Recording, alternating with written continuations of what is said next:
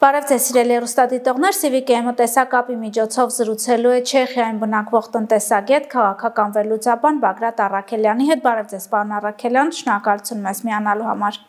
Բարև ձեզ, ես եմ շնորհակալ։ Պարոն Առաքելյան, տեղյակ եք, որ կալանավորվել է 2 ամսով Գյումրու քաղաքապետ Վարդան Ղուկասյանը կաշառք ստանալու մեղադրանքով,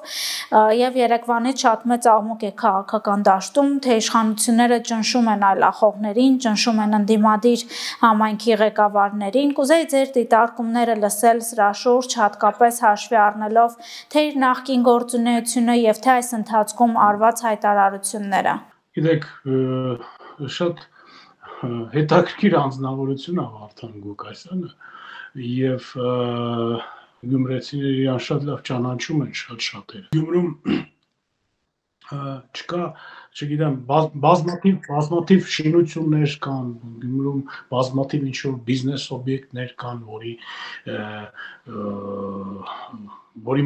որում ինքը ունի շատ լայն մասնակցություններ, հա, ինքը երկար տարիներ, ինչպես ինքը ասում է գյումրեցի է, ինչպես ինքը ասում է ինչ-որ բիզնեսով է զբաղվել, հետո քաղաքագլուխ է եղել, հետո ինչ-որ այդ կոմունիստական կուսակցության հետ է ինչ-որ կուսակցության ներկայացուցիչ է, ընդհանրապես իմ համար շատ աբսուրդի թատրոն էր, երբ ես դիտարկում էի թե ոնց են եկեղեցիները Գյումրու, ուրեմն զանգում մի մարդու, իսատար մի մարդու, որ կոմունիստական կուսակցության ներկայացուցիչ է, դա իրոք աբսուրդի թատրոն է, այն եկեղեցու, որի ներկայացուցիչները 20-րդ դարի 20-ական 30-ական թվականներին ոչ միայն հալածվել են, այլ պարզապես ոչնչացվել են, այն եկեղեցու, որ փաստորեն գոյություն չուներ այն этаպում եւ այդ ոչնչացումը արվել է հենց կոմունիստների կողմից եւ այսօր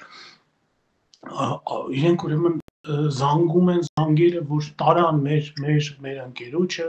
մեր քաղաքագլխին, ուրեմն տարան ինչ-որ բան արեցին, այն էլ կաշառք վերցնելու մեղադրանքով, հասկանում եք ինչի մասին է խոսքը, այդ աբսուրդիզմի, այդ մակարդակի աստիճանը արդեն մեր մոտ ինչի է հասել, ես դա դժվար է պատկերացնել, դժվար է նկարագրել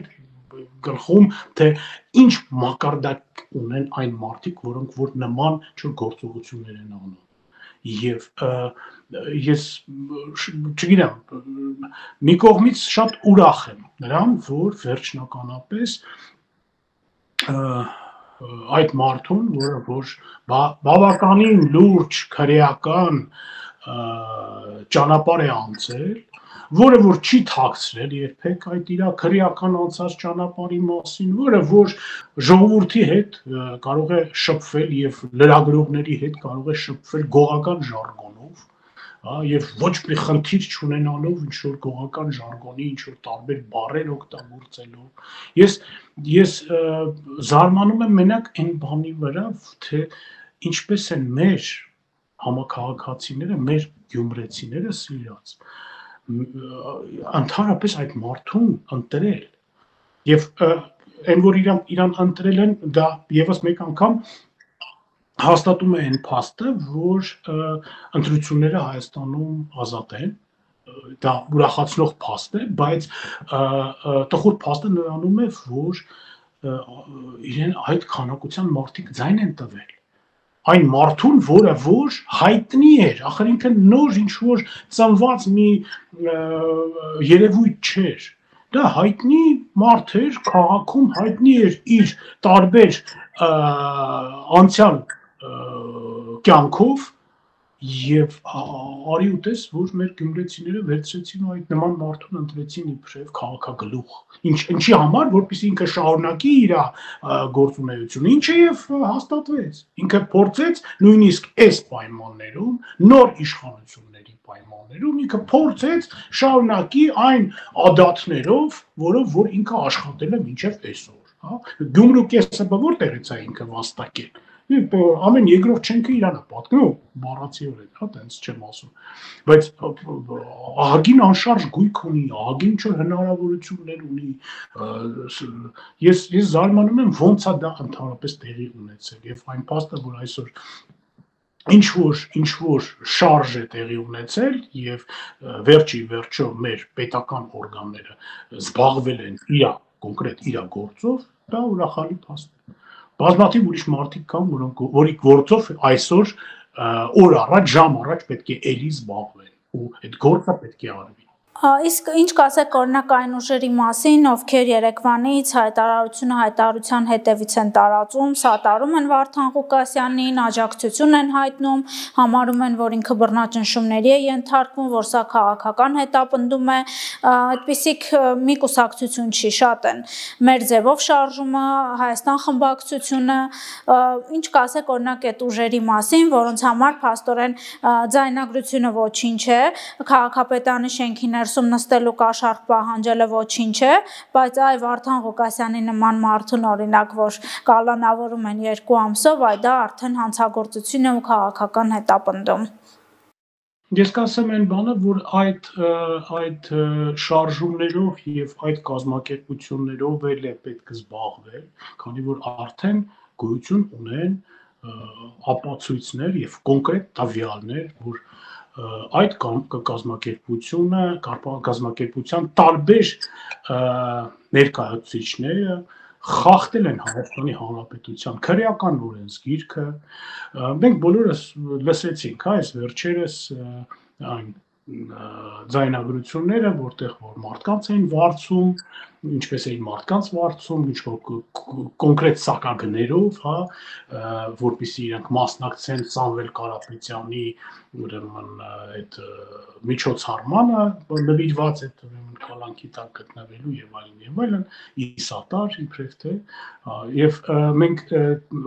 ինչու ոչ, միգուցե այդ ձայնագրությունները չկա, բայց ես կարծում եմ, որ այն մարդիկ, որ նման գործերով են իրենց գործը առաջ տանում,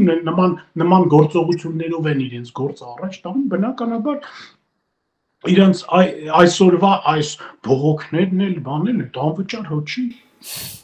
Ամեն ինչը վճարովի է, ամեն ինչը արդեն ապացուցված, գրեթե ապացուցված փաստ է, որ յուրաքանչյուր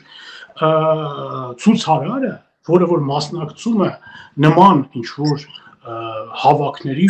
միտինգների, ինքը մոտավորապես պլյուս մինուս մոտավորապես $100 համարժեք դրամով ինչ-որ գումար է ծախսվում նրա վրա, ինքը չի ստանում այդ գումարը, բայց այդ գումարը ծախսվում է կազմակերպչի վրա, ծախսվում է այն մարդու, որը որ կոնկրետ այդ մարդուն վարձում է, բերում է, հրավիրում է, տաքսի է վարձում եւ այլն, եւ ես իհարկե չեմ բացառում, որ կան նաեւ մարդիկ, որոնք որ իրոք ինչ որ բողոք ունեն, բան ունեն, բայց տվյալ պարագայում այդ մարդիկ ինչ որ շատ հիմար իրավիճակում են գտնվում, քանի որ իրենք կարող են փող աշխատել, իրենք անվճար փաստորեն հիմա գնում են այդ միտինգներին մասնակցում են։ Իրենք շատ չեն այդ մարդիկ, հավատացեք։ Բայց այնուամենայնիվ ինչ որ մի որոշ մաս կա, որ այդպես քաղաքական տերմին կա, որ օգտակար ապուշները։ Այն իրենք քաղաքական տերմինի տակ են ընկնում, այդ օգտակար ապուշների տերմինի տակ են ընկնում, որոնք որ իրենց կամքով անվճար պատրաստ են գնալ։ Ես բոլորին հիմա կոչ եմ անում այն բանով, որ եթե դուք այդ մտառումները ունեք, համենայն դեպս գնացեք ձեր ընտանիքի համար մի քիչ փող աշխատեք։ Եթե ուր գնում եք, բան եք անում, մի քիչ ծանրացրեք ձեր այդ կազմակերպիչների աշխատանքը եւ ֆինանսական բեռը, որովհետեւ այդ կազմակերպիչները, այդ գործողությունները անում են միմիայն ֆինանսական շահույթ ստանալու համար։ Եվ ձեզ օգտագործում են իրենք, որպեսզի իրենք իրոք ֆինանսական շահույթ ստանան։ Եվ այն ընդդիմադիր ուժերը, որոնք որ այսօր Հայաստանում գործում են, սկսած, չգիտեմ, Հայաստան դաշինքից, մեր ձևով, իրանց ձևով, տարբեր ձևերով, իրենք բոլորը ինչ որ ֆինանսական դիվիդենդների ուրեմն սպասողական վիճակում են կամ արդեն գործող վիճակում են գտնվում։ Եվ դա արդեն ապացուցված է, դա արդեն բազում անգամ մենք տեսել ենք տարբեր ապացույցներ դրա։ Ես ինչ որ հիմա ասում եմ, իմ եզրակացություններն են իհարկե, բայց այնուամենայնիվ իմ այդ եզրակացությունները հիմնվում են կոնկրետ փաստերի վրա, սկսած տաքացրած, սառեցրած այդ սրբազանով, իր արտահայտություններով, իր ինչ որ գործունեությունով, Վերջացրած վերջին այս մեր էլի եկեղեցականների ձեռնարկալումներով, հա, երբ որ տեսնում ենք, որ իրենց մոտ բանի ժամանակ, ձեռնարկալության ժամանակ արգրավում են ոսկի, բավականին լուրջ ֆինանսական ինչ-որ միջոցներ եւ այլն, թանկարժեք մեքենաներ, որտեղից է այդ ամենը։ Որտեղից է այդ ամենը իրենց հասել։ Դա բարերարներ է, ինչ որ որոշ բարերարներ, որոնք որ այդ գումարները հատկացրել են եկեղեցուն, որպեսզի եկեղեցին այդ գումարներով բարի գործեր անի։ Իրենք գնացել են գումարներով բենտլիներ են իրանց համար առել, դղյակներ են կառուցել եւ շատ շքեղ կյանք են վարում։ Եվ այսօր ցավոք սրտի մեր եկեղեցականների վերին խավը այդ կարգավիճակում է գտնվում։ Իրենք շատ լուրջ հոտառություն ունեն այն մարդկանց հանդեպ, որոնք որ այն բարերարների հանդեպ, որոնք որ պատրաստ են ինչ-որ գումար հատկացնեն եկեղեցուն, դարձան այն իմաստով, որ այդ գումարները ինչ-որ բարի գործի վրա գնան։ Կամ երկրորդ տարբերակն էլ կա, լվացքատուն են վարկում դրանից, գումար են հատկացնում, այդ գումարի մի մասը իրանց հետ պահում, մի մասը, չէ՞ որ այսօր մեր հայ առաքելական եկեղեցին ոչ մի ֆինանսական հաշվետվություն չի ներկայացնում պետությանը, այսինքն մենք չգիտենք բառացիորեն, մենք չգիտենք, թե ինչ ֆինանսներ են մտնում եկեղեցի եւ ուր են ծախսվում այդ ֆինանսները, իրենք պարտավոր չեն, օրենքը չկա, որպեսզի մենք ենք, ժողովուրդն ենք, մեր եկեղեցին է, մեր հարազատ եկեղեցին է, որի շնորհիվ մենք հայ ենք կոչվում այսօր, այդ եկեղեցին այսօր բռնազավթված է ինչ-որ ավազակներով, որոնք որ եկեղեցական են դարել միայն այն պատճառով, որպեսզի գումար վաստակեն, իրանց կյանքը ապահովեն, իրանց երեխեքին օրինական եւ ոչ օրինական երեխաների ուրեմն ապահովեն ընտանիքները տարբեր տեսակի, հա, առանց ուշադրություն դարձնելու թե կուսակրոն են, կուսակրոն չեն։ Այդ ամեն ինչը այսօր իրականություն է։ Եվ այդ իրականության մեջ մենք այսօր պարզապես ապրում ենք, տեսնում ենք ու այդ նույն աբսուրդի թատրոնն է, որի մասին ես մի քիչ առաջ ասեցի։ Պարոն Առաքելյան, հիմա մի իրավիճակ է Հայաստանում, որ ընդդիմադիր ուժերն էլ կարծես հասկանում են, որ օրինակ առանձին իրենք հաջողության հասնել չեն կարող իշխանափոխության հարցում, ու բացահայտ նշում են, որ օրինակ Գյումրու տարբերակը շատ լավն էր եւ կարելի է կիրառել նաեւ համապետական ընտրությունների ժամանակ։ Ռոբերտ Քոչյանը այդ մասին անթաքույց խոսեց, մեր ձևով շարժումը օրինակ հունվարին պատրաստվում է դառնալ կուսակցություն, նորից չի բացառում համագործակցության ինչ-որ հնարավորություններ, ասում է Քոչյանի ու Սերժ Սարգսյանի հետ չենք համագործակցի, բայց ինչ-որ անհատների հետ գուցե համագործակցենք, այսինքն ամեն ինչ տանում է նրան, որ եթե չստացվի օրինակ, եւ իրենք չեն էլ կարծում, որ կստացվի, առանձին հասնել իշխանափոխության, հետո միավորվել ու թույլ չտալ, որ իշխող ուժը օրինակ վարչապետ ընտրի, մեծամասնություն ունենա։ Դուք սրա համար ինչ հնարավորություններ եք տեսնում, արդյոք կարող են հաջողության հասնել։ Իհարկե կարող են, եթե լուրջ ֆինանսներ ծախսվի, իրանք հասան չէ հաջողությանը, փաստորեն հասան հաջողությանը Գյումրիում։ Այո։ Իրանք խաբեցին ընտրողներին, իրանք հայտնեցին նրա մասին, որ առանձին ուժեր են, վերջին պահին միավորվեցին եւ հաղթանակը իրանցներ, եւ իրանք այդ մեթոդոլոգիան շատ հնարավոր է օգտագործել նաեւ խորհրդարանական ընտրությունների ժամանակ, հա, եւ իրանք օգտագործելով ժողովրդավարությունը, այդ տոտալիտար ուժերը, որոնք որ չեն թաքցնում իրենց տոտալիտար լինելը, իրենց ավտորիտարիզմը, իրանք չեն թաքցնում, իրենք օգտագործելով ժողովրդավարական գործիքները, իրենք փորձում են գան իշխանությանը։ Եվ համոզված եղեք, եթե Աստված չանի, իրենք գան իշխանության, իրենք այդ իշխանությունը արդեն երբեք ոչ մեկին չեն զիջի, ոչ մի ընտրությունների մասին, այլևս Արդար ընտրությունների մասին ամենայն դեպս այլևս Հայաստանում խոսք անգամ չի կարող լինի։ Մենք նոր հեղափոխություն պետք է անենք եւ այդ հեղափոխությունը ելի եմ ասում Աստված չանի։ Արդեն թավշյա կարողա չլինի, այլ արուն թավի, որովհետեւ այդ մարդիկ հասկացան ու հիմա արդեն այն աստիճանի են արդեն պատրաստ ամեն ինչ տերորին, տոտալիտարիզմի, ամեն ինչին են իրանք պատրաստ, որ եթե իրենք Աստված չանի գան հասնեն իշխանությանը, մեր երկիրը պարզապես իրենք կորսանելու են, իրենք, չգիտեմ, դարձնելու են Հյուսիսային Կորեա։ Այդ վտանգի դեմ մենք կարող ենք միայն մի գործիք օգտագործենք, որ գործենք իրենց դեմ իրենց գործիքներով, ոչ թե ժողովրդավարական, դեմոկրատիկ ինչ-որ մոտեցումներով, այլ հենց իրենց գործիքներով։ Որոնք են այդ գործիքները։ Այնպես ինչպես դա արվեց Մոլդովայում։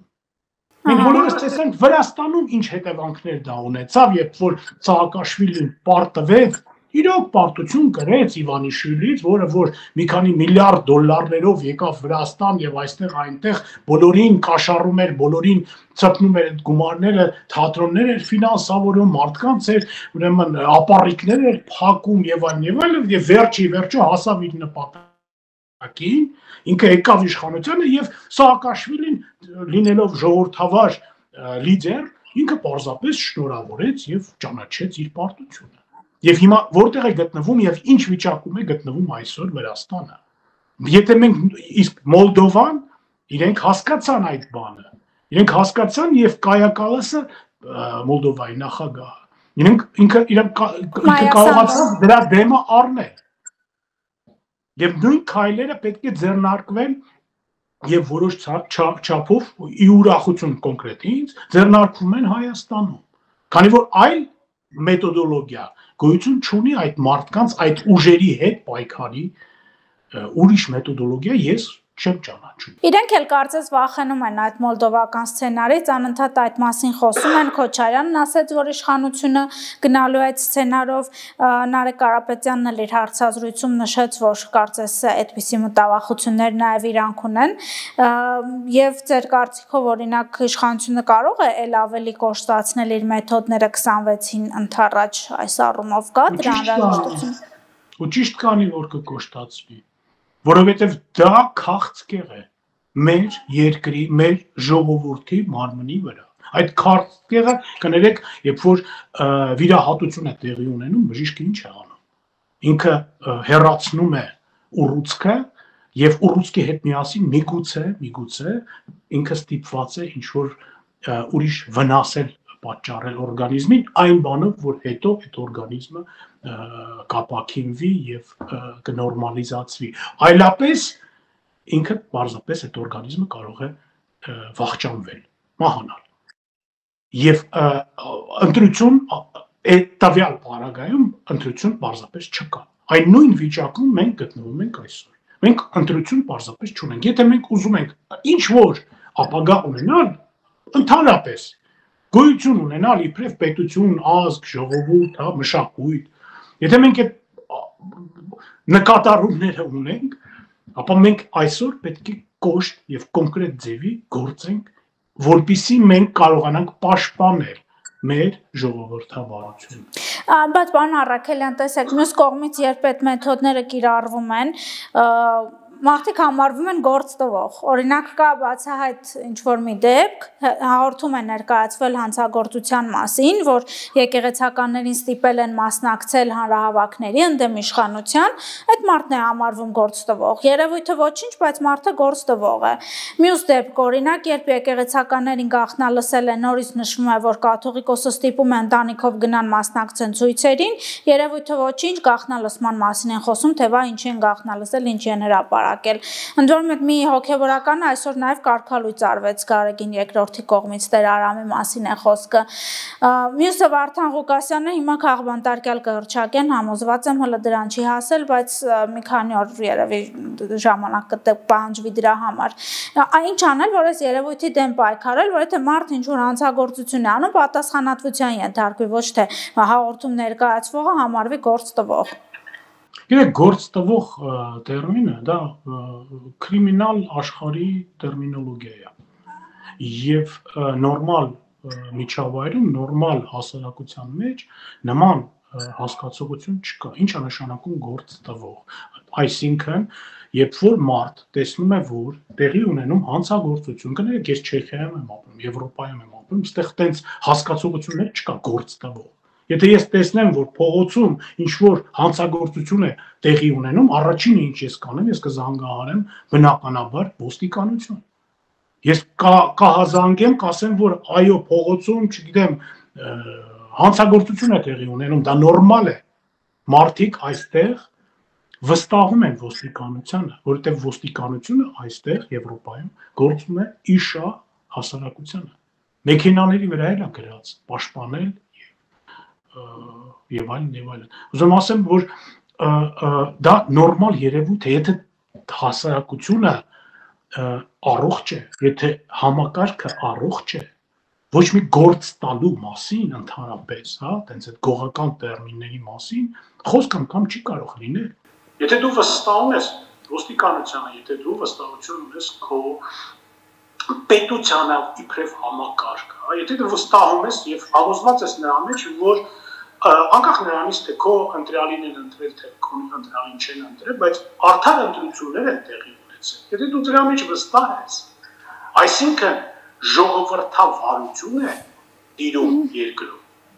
ոչ մի գործ տալու մասին ընդհանրապես խոսք չի կարող լինել, որովհետև դու այդ մարմնի հետ մեկ ամբողջ ես, դու այդ մարմնի ներկայացուցիչ ես, դու կարող ես գործ տալ այն դեպքում, եթե դու արտառոց ինչ-որ մի միավոր ես, բայց եթե դու վստահում ես, ինչպես ասեցի, քո ոստիկանությանը, քո պետությանը, դա գործ տալ չի։ Դա ընդհանուր մի կյանք է, որի մեջ ապրում են եւ բոլոր քաղաքացիները իրենց լոման են ներդնում պետության կառուցման եւ բարգավաճման մեջ։ Եվ հիմա ստալինյան ժամանակները չի, որ այն ժամանակ էին գործ տալիս մարդիկ իրար վրա, հա, տալիս էին, գրում էին, անոնիմ կաներ էին գրում, ինչ չեք հիշում բնականաբար, ես չեմ հիշում, բայց պատմելով կանելով եւ այլն անանիմ կաներ էին գրում, որտեղ ուզում էին այդ կոմունալ բնակարանի մյուս սենյակը գրավին, հարևանի վրա կարային տենց անոնիմ գրեին, իրենց գալիս էին հավաքում էին տանում էին Սիբի, ինքներն մյուս օրը դիմումով գրում էր, ասում էր, որ հեսա կողքի սենյակը ազատվել է, ես ուզում եմ գրավեմ այդ սենյակը։ Դա էր գործ տալը։ Իսկ հիմա այդ ընդհանրապես դրա մասին խոսք անգամ լինել չի կարող։ Մի հատ ուրիշ բան եմ ուզում ընդգծել։ Խոսքներս գնում է խոսում են նրա մասին, որ Վարդան Ղուկասյան քաղաքական գործիչ, որ ինքը իր քաղաքական ուրեմն տեսլականների համար իրան նստացրել են եւ այլն։ Կներեք էլի, ինքը ընդհանրապես քաղաքագլուխ է,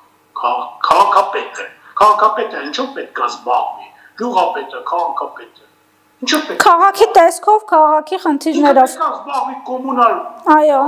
ներով, ինքը պետք է զբաղվի ասֆալտ փռելով ճանապարհների կառուցման, տարբեր ինչ-որ կենցաղային խնդիրներով։ Այն պահին, երբ քաղաքագլուխը կամ որևիցե ուրիշ ինչ-որ տնտեսական գործիչը սկսում է քաղաքական լոզունգներ հնչեցնել, ուրեմն հասկացեք, որ մի բան տեղի ունեցել, ոնց որ Չերչիլն էր ասում, եթե չեմ սխալվում, որ հենց որ սկսում են խոսալ պատրիոտիզմի մասին, հավատացած եղեք, որ ինչ-որ բան է գողացվել։ Այն նույն այդ տարբերակն է։ Հենց որ իրանք սկսում են քաղաքական ինչ-որ լոզունգներ, ինչ-որ դիրքորոշումներ ընդունելը, հասկացեք, որ իրանց ինչ-որ մութ ջուր են ստեղծել, որ այդ մութ ջրի մեջ կարողանան ինչ-որ ֆինանսական կամ տնտեսական մախինացիաներ անել։ Այլապես ինչներն էր դա իրենց պետք, քանի որ ինչի են իրանք դա այդ քայլերի դիմում, ինչի են իրանք քաղաքական ինչ-որ լոզունգներ հնչեցնում, որպեսզի վաղ ուսուրը ոնց որ դա տեղի ունեցավ երեք, հա, իրենք ձերբակալելուց հետո իրանք ասեն, որ վայ, ինձ ձերբակալեցին իմ քաղաքական հայացքների համար, ինձ գլուխս բարձրացնի ու Լենինի նման կեպկեն ձեռը գնա բանտ, որ այնտեղ պայքարի իր հայացքների համար, ինչ հայացքներ։ Սա Հայաստանն արդեն հասկանում, տեսնում, աչքների առաջ է, որ այդ մարդը ալան-թալանում ասակյամբ սպահված է։ Եվ ոչ միայն ինքը, մեր հայտնի նախագահները երկրի, որոնք որ բոլորս լավ հիշում ենք, հատկապես իմ սերունդը, որ մի սվիտերով գալիս են Երևան էին հասնում ու հանկարծակի մի 4-5-6 տարի հետո իրենք դոլարային միլիարդատերներ էին դառնում։ Հսկայական ունեցվածք էին ձեռք, այդ որտեղից, ոնց։ Ու միթե մենք չենք տեսնում այդ ամենը։ Միթե այդ օգտակար ապուշները, որոնք մասին ես խոսում եմ, միթե իրենք չեն տեսնում այդ ամենը։ Միթե իրենք չեն հասկանում, որ նույն Քոչարյանի ընտանիքը, որը որ չգիտեմ, Քոչարյանը ժամանակին իր աշխատանքային ճանապարհը սկսել է իբրև կոմունիստական քարոզիչ Սերժ Սարգսյանի հետ միասին միջը։ Իրանք կոմունիստական կուսակցության քարոզի եւ ռոպագանդայի բաժնում էին աշխատում, եթե չեմ սխալվում, Սերժիկ Սարգսյանը բաժնի վարիչն էր, Ռոբերտ Քոչարյանն իր ընդդերի ռոպագանդիստներից մեկն էր։ Իրենց իր աշխատանքային կյանքը նրանց էր սկսել, հիմա վերջացրել նրանով, որ ինքը կարող է իրան թույլ տալ գնալ սաֆարի առյուծ խփելու միլիոնավոր դոլարներ ծախսեր, մենակ այն բանի համար, որ ինքը ուրեմն ինքնահաստատվեր նրանով, որ ինքը փիղ կամ առյուծ է կարողացել խփել աֆրիկական սաֆարի։ Մենք այդ մարդկանց հետ նման մարդկանց հետ մենք գործ ունենք, հասկանում եք։ Մենք այդ նման այդ մակարդակի մարդիկ փորձում են մեր ուղեղները այսօր մանիպուլացնել։ Այն մարդիկ նույն Կտրիչ Ներսիսյանը, որը որ բացի հայերենից փաստացիորեն ոչ մի լեզու չի տիրապետում։ Գետին մտնելով, ես վերջերս մի հատ տեսանյութ տեսա, որ ինքը հանդիպում էր Վրաստանի կաթոլիկոսի հետ եւ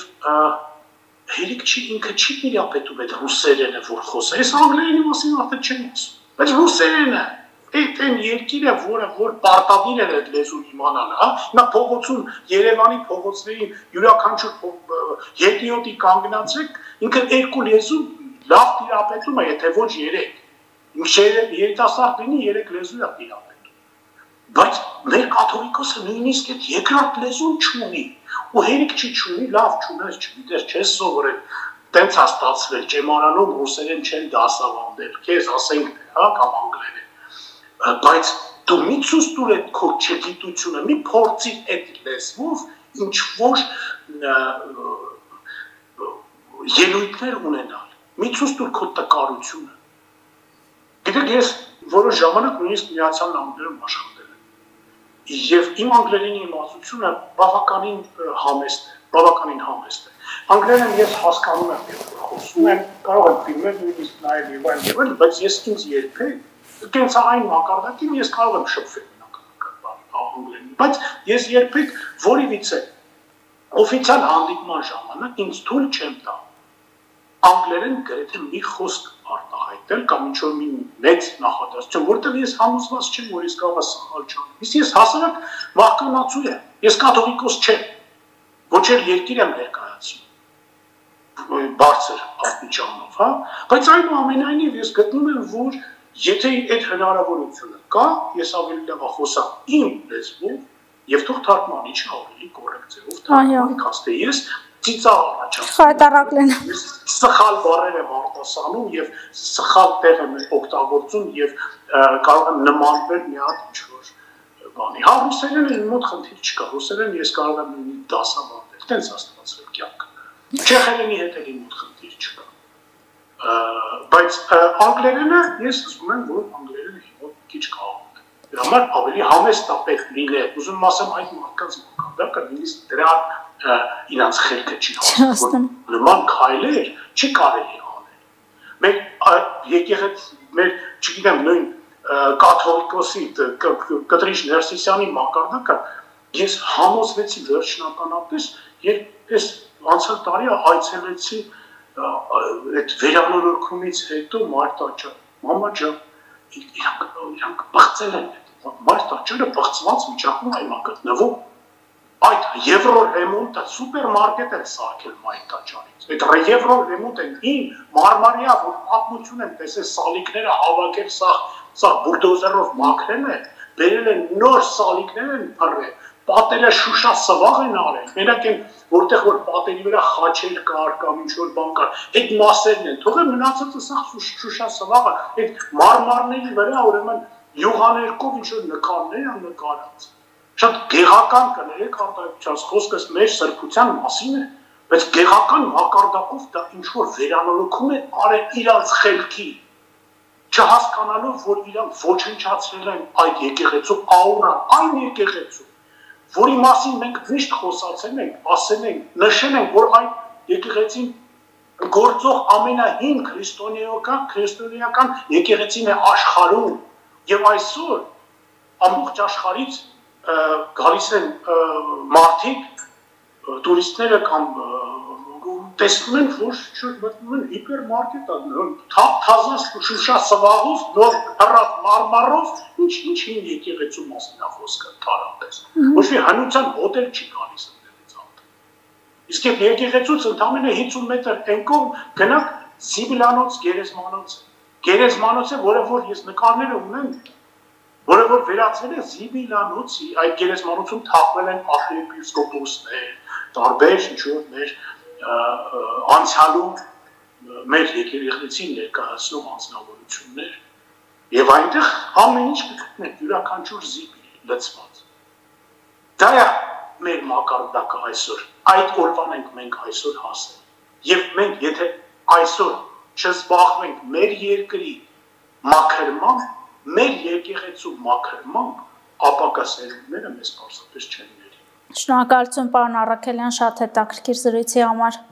Ես շնորհակալ։ Մեր հետևորդներին հիշեցնեմ, որ զրուցում էի Չեխիայում բնակվող քաղաքական վերլուծաբան Բագրատ Առաքելյանի հետ, կհանդիպենք։